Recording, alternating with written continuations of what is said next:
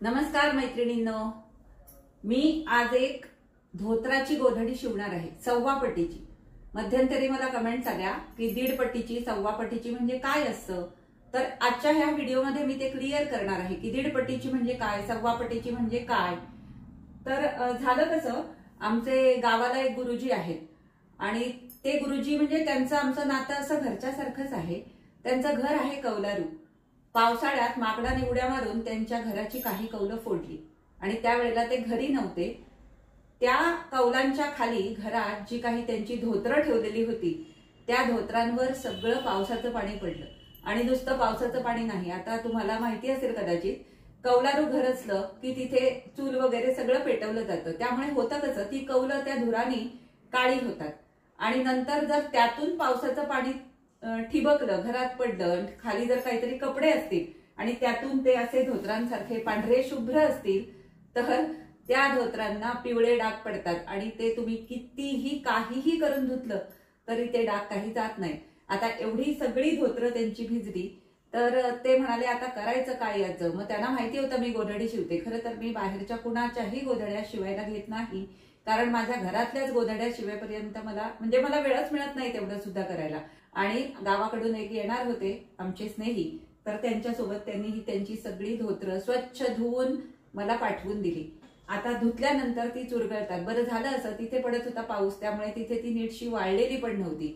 इथे मधल्या काळात जेव्हा पाऊस नव्हता त्यावेळेला मी पुन्हा एकदा ती सगळी धोतरं त्यांची मशीन मधून काढली आणि वाळवून आता मी त्यांना मला जमेल तशी इस्त्री करून घेतली। कारण धोतर म्हटलं की तुम्हाला माहितीये हे असं भलं मोठं लांबच्याला नसतं, नऊवारी पातळासारखं, त्यामुळे मला जसं जमलं तशी मी याला इस्त्री करून घेतलेली आहे। आणि आता इथे तुम्ही बघू शकता ही स्टूलावर भरपूर धोतरं आहेत। ही एवढीच नाही, अजून सुद्धा घरात माझ्याकडे त्यांची भरपूर धोतरं आहेत, परंतु एका वेळेला काही एवढी सगळी मला इस्त्री करणं शक्य नव्हतं, म्हणून त्यातली काही धोतरं मी निवडली। त्यातल्या त्यात सुती, काही सिंथेटिक म्हणजे थोडीशी मिक्स कपड्याची पण असतात। आणि त्याची आता मी म्हटलं आधी एक आपण गोधडी मांडू आणि नंतर मग किती काय खाली भारून राहतंय ते बघून नंतर मग दुसरी मांडायची की नाही हे ठरवू।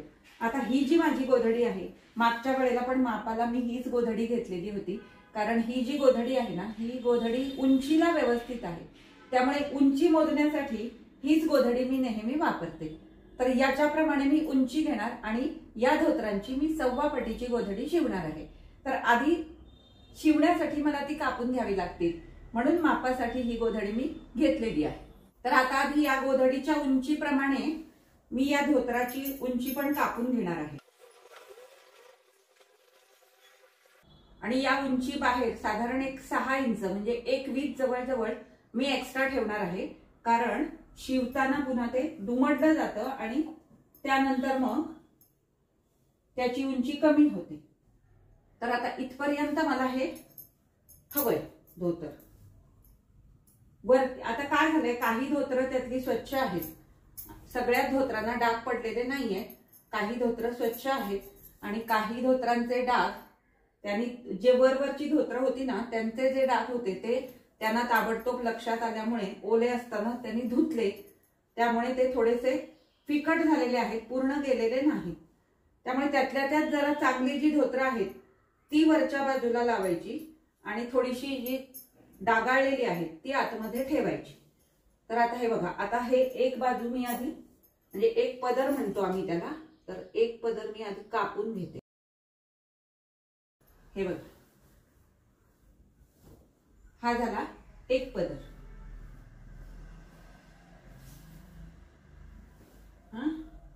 आता सव्वा पट आणि दीड पट म्हणजे काय ते तुम्हाला आता या छोट्याशा तुकड्यातूनच मी सांगते। म्हणजे मला कमेंट आल्या की दीड पट्टीचं, सव्वा पट्टीची गोधडी, दीड पट्टीची गोधडी म्हणजे काय असतं, अशा मला कमेंट आल्या, तर त्यांच्या प्रश्नांना हे उत्तर आहे। हे बघा, आता हे जे धोतर आहे हे अखंड आहे, याला जर यातला म्हणजे असा उभा सरळ असा तुकडा केला असा, आता हे छोटा आहे सोडून द्या, मी तुम्हाला फक्त फॉर एक्झाम्पल हे दाखवते आहे। हा तुकडा याला असा मधोमध कापून जर जोडला असा, तर हे झालं दीड पट। म्हणजे हे धोतर अखंड आणि हे धोतर अर्ध मिळून हे जर अशी शिवली ही गोधडी तर ही झाली 1.5 पटीची. परंतु 1.25 पटीची म्हणजे वेगळं काही नाही, याचे 4 भाग करायचे रुंदीतून. हे असे 4 भाग करायचे, हे बघा, आणि हे कापायचे मधोमध. म्हणजे याचे 4 तुकडे करायचे आणि उभे आडव्यात फक्त रुंदी आणि असे उभे 4 भाग करायचे आणि त्यातला एक भाग याला जोडला की हे झालं 1.25 पटीचं. थोडक्यात या अखंड रुंदीचे 4 भाग केल्यानंतर एक भाग याला जोडला की ही 1 आणि तो पाव मिळून तो 1.25, आणि जर अर्धा जोडला तर तो 1 आणि तो अर्धा मिळून तो 1.5. म्हणजे आज मला 1.25 पटीची गोधडी शिवायची आहे. आता हा मला रुंदीला पुरेल पण उंचीला काही पुरणार नाही. मग अशा वेळेला हा मी थोड्या वेळासाठी बाजूला ठेवणार आणि दुसरं धोतर घेणार. परंतु जर तुमच्याकडे धोतर कमी असेल, म्हणजे माझ्याकडे आता भरपूर आहेत म्हणून मी त्याचा अगदी मुक्त हस्ताने वापर करतेय, पण जर कमी असेल तर हे उभ्यात जर 4 भाग जोडले तरी सुद्धा या उंचीचं होऊन जातं. आणि आता काय करणार आहे, मी दुसरं एक धोतर घेणार आणि अशी मी रुंदीमध्ये 3 धोतर जोडून घेणार आहे. हे एक, अजून एक आणि अजून एक, आणि मग त्याचे मी 1.25 पटीने 2 तुकडे करणार, जे मला वर आणि खाली लावायला व्यवस्थित उपयोगी पडतील. आणि मध्ये मात्र जे आहेत ते मी ग्लूनी चिकटवणार आहे. तर आता मी तुम्हाला फक्त हे मांडून दाखवणार आहे. मग त्यासाठी मला याच उंचीचे आधी 3 तुकडे काढून घ्यावे लागतील, 3 धोतरांचे, आणि ते एकमेकांना मी जोडून घेणार आहे. आणि जोडून घेतल्यानंतर मग मी पुढे काय करणार हे मी तुम्हाला नंतर दाखवते.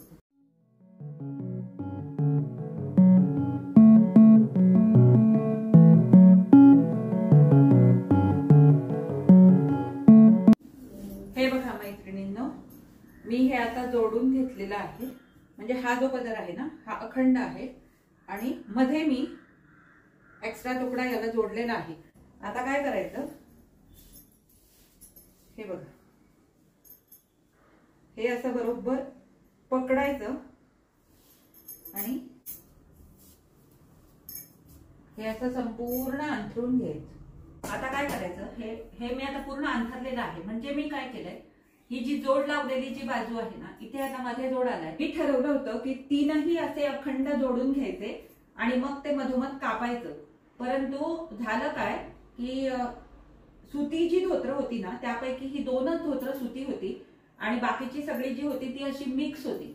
म्हणजे त्याच्यामध्ये थोडंसं मिक्स मटेरियल काहीतरी होतं. त्यामुळे ते जर मी वरच्या बाजूला लावलं तर त्याला गोळे येऊ शकतात. म्हणून मी ठरवलं की सुती धोतर फक्त आपण वर लावू आणि आतमध्ये मग तुम्ही काही थोडंसं इकडे तिकडे मिक्स असलेली धोतर वापरली तरी चालतील. या हिशोबाने मी असे 3 तुकडे शोधत होते, पण मला असे अखंड 2च मिळाले. म्हणून मग यातले राहिलेले जे तुकडे होते ना, मग अशी उंची मोजल्यावर शिल्लक राहिलेले, ते 2 मी असे एकत्र जोडून त्याचा एक पदर मी तयार केला आणि तो मध्ये ठेवून या बाजूला अखंड आणि या बाजूला पण अखंड असे जोडून घेतले. आता मला बनवायचे 1.25 पटीची गोधडी. आता हे जर एवढं असं सगळं ठेवलं तर हे मोठं गालीच्या सारखं होईल, म्हणून मी जरा कमी करणार आहे. मग 1.25 पटीची म्हणजे मगाशी सांगितल्यासारखं एका या तुकड्याचे 4 भाग, त्या हिशोबाने आता मी हे इथे मध्ये कापून घेणार आणि तेवढीच रुंदी याची ठेवणार. तर हे असं मध्ये कापायचं.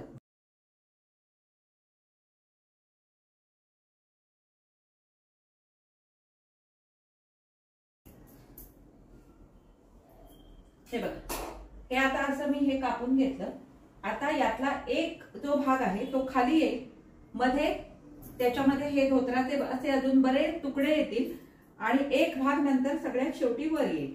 ज्यामुळे काय होईल, वरचे दोन्ही वरचा आणि खालचा भाग कॉटन असल्यामुळे त्या गोधडीला जरा ऊब येईल.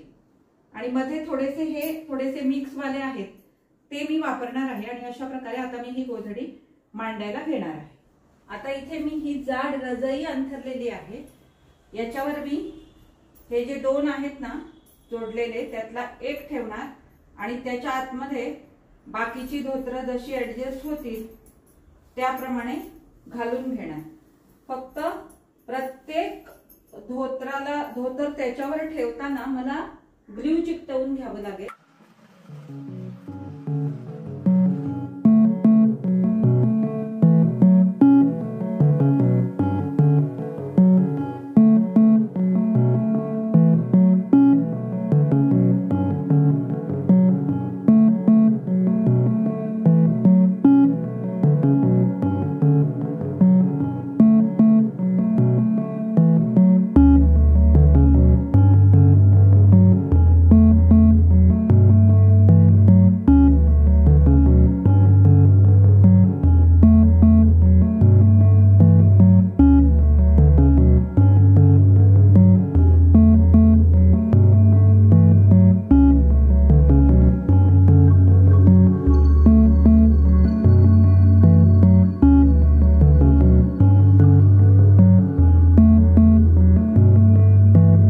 हे बघा, आता हे ग्लू चिकटवून मी हे चिकटवून घेतलं.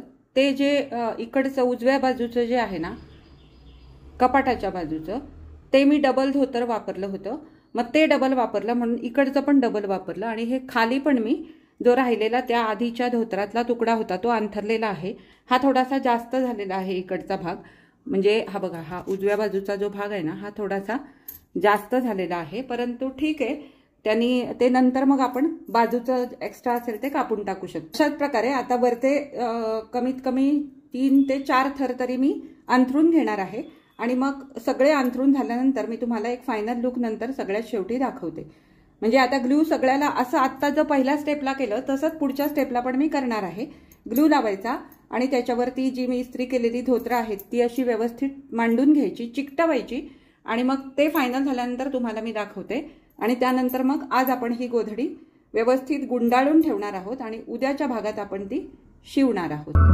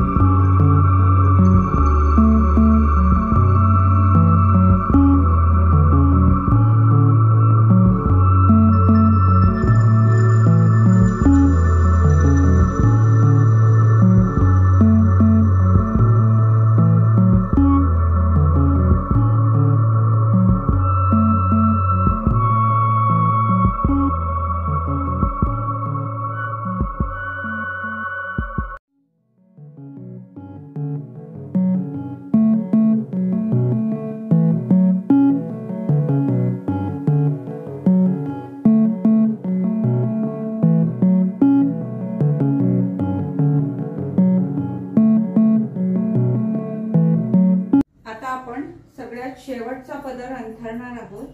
हे इथपर्यंत मी अंथरून घेतलंय. हे लेयर्स बघू आपण किती झाले. 1 2 3 4 5 आणि 6, म्हणजे 6 लेयर्सची ही गोधडी होईल.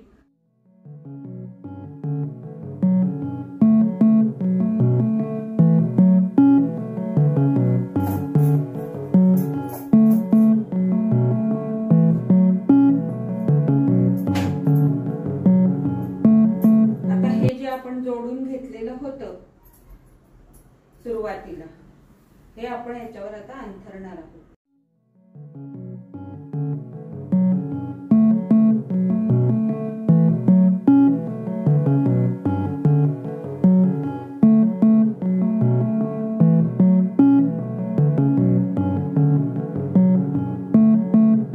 हे बघा, आता आपली अशा प्रकारे ही गोधडी पूर्ण मांडून तयार आहे. आता ही उद्या शिवायची आहे. आता ही तासभर अशीच वाळू द्यायची, कारण त्याला ते ग्लू लावलेलं असतं, ते वाळावं लागतं. ते वाळल्यानंतर मग ती आपण गुंडाळून ठेवणार आहोत. आणि आता हे बघा, हे असे पांढरे शुभ्र पण माझ्याकडे धोत्राचे तुकडे त्यांनी पाठवलेले होते, म्हणजे धोत्रच पाठवली होती थोडक्यात. परंतु झालं काय, हे ना प्युअर कॉटन नाही आहे, याच्यामध्ये थोडंसं मिक्स आहे. अशी अजून 2-3 आहेत धोत्र. तर म्हटलं आपण एक अशी कॉटनची शिवू, कारण त्याला ऊब चांगली येते. आणि हे जे आहे याची पण नंतर मी एक मांडणार आहे गोधडी त्यांच्यासाठी. अशी अजून 2 आहेत माझ्याकडे, हे एक आहे आणि अजून 2 आहेत. तर ही अशी एकंदरीत 3 आणि अजून उपरण्या वगैरे काहीतरी बरंच आहे. ते गाठोडं मी अजून सोडवलेलं नाही आहे. अशी 2-3 गाठोडी त्यांनी पाठवली होती. तर ती मी नंतर मांडणार आहे. ती मांडायच्या वेळी पण तुम्हाला मी जमलं तर दाखवेन. आणि आता सध्या मी ही एवढी एक तरी शिवून घेणार आणि त्यानंतर मग ती मांडणार. ही शिवताना मी थोडीशी पारंपरिक पद्धत वापरायचा विचार करते. बघू कसं काय जमतंय. म्हणजे मशीनवर पण ते जमलं पाहिजे सगळं असं फिरवायला सारखं. आणि तशी जर गोधडी शिवली ना तर मग ती क्विल्ट केल्यासारखी गोधडी दिसते. म्हणजे जसं क्विल्टिंग करतात मशीननी त्याप्रमाणे ती तशी गोधडी दिसते. माझी आई हाताने तसं शिवत होती. आता हाताने कसं होतं ते फिरवायला सोपं जातं. आता मशीनवर ते कितपत चौकोन चौकोन फिरवायला जमेल मला माहिती नाही, पण मी नक्कीच प्रयत्न करेन आणि माझा तो प्रयत्न यशस्वी झाला तर नक्कीच तुम्हाला मी ते दाखवेन. तर आता हे तासाभराने मी गुंडाळून ठेवणार आहे. गोधडी गुंडाळायची कशी हे फक्त सांगते. या दोन्ही बाजू इकडनं आणि तिकडनं पलटायच्या आणि मग त्याची असं रोल करायचा. रोल पण चपटा रोल करायचा, पूर्ण गोल गुंडाळायची नाही. अशी आपण एरवी जशी पांघरुणाची घडी घालतो त्या पद्धतीने ती गुंडाळून ठेवून द्यायची. पण आधी ही तासभर आता वाळू द्यायची आणि त्यानंतरच मग ती गुंडाळायची. चला तर मग आजचा हा व्हिडिओ तुम्हाला कसा वाटला हे मला कमेंट करून नक्की सांगा. आवडला असेल तर लाईक करा, शेअर करा. तुमच्या काही सूचना असतील तर त्यासुद्धा तुम्ही मला कमेंटमध्ये सांगू शकता. या गोधडीला सुद्धा मी गोठ लावणार नाही. त्यांनाही ते गोठ लावलेल्या गोधड्या आवडत नाहीत, त्यामुळे यालाही मी गोठ लावणार नाही आहे. तर काय तुमच्या सूचना असतील, कमेंट्स असतील ते मला खरंच कमेंट बॉक्समध्ये नक्की कळवा. मला शक्य झालं तर तुमच्या कमेंट्सना मी नक्कीच उत्तरं देईन आणि तुमच्या सूचनांचा पण विचार करायचा मी नक्कीच प्रयत्न करेन. आता आपण पुन्हा भेटणार आहोत ही गोधडी शिवायच्या वेळेला. आज मी तुमचा निरोप घेते. माझा व्हिडिओ इथपर्यंत पाहिल्याबद्दल तुमचे खूप खूप धन्यवाद.